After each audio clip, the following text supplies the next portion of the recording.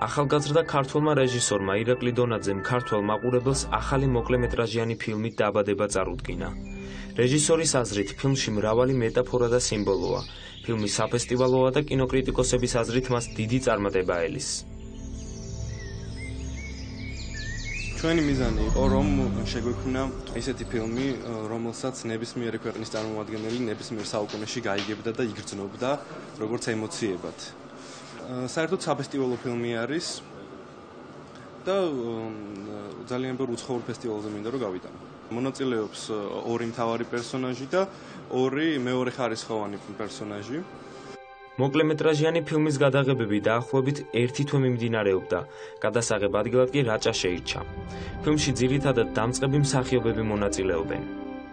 ჩემი როლი ეხება ზოგადად ადამიანს, იმიტომ რომ ადამიანის ყველა ხასიათია თითქმის რა თქმა უნდა გამოჩენილი. დაბრკოლება, სიყვარული, სიცოცხლის სურვილი, მიზანსწრაფვა და მიც ნახა ფილმი ჯერჯერობით, ანუ ჩვენი ჯგუფიდან ყველას მოეწონა და განსხვავებული აზრი საინტერესო იქნება.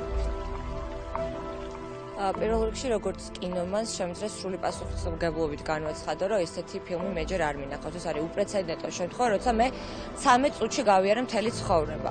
ფილმი არის აბსოლუტურად ყველა ასაკის ადამიანზე გათვლილი, როგორც მე დავინახე და ძალიან დიდი მოლოდინები მაქვს, რომ ქართველები მიიღებენ ისე, როგორც რეჟისორმა ჩადო ფილმში. Time's Group-ი ეს არის ახალგაზრდების ჯგუფი, რომლებიც პერიოდულად სთავაზობენ ქართველ მაყურებლებს მოკლემეტრაჟიან ფილმებსა და ვიდეორგოლებს. მათი ნამუშევრები ინტერნეტ სივრცეში ძალიან პოპულარულია. მიღებული აქვთ არაერთი ჯილდო სხვადასხვა კინოფესტივალზე. Time's Group-ი უახლოეს მომავალში აპირებს სრულმეტრაჟიანი ფილმის გადაღებას, რომლის პრემიერა 2016 წელს შედგება.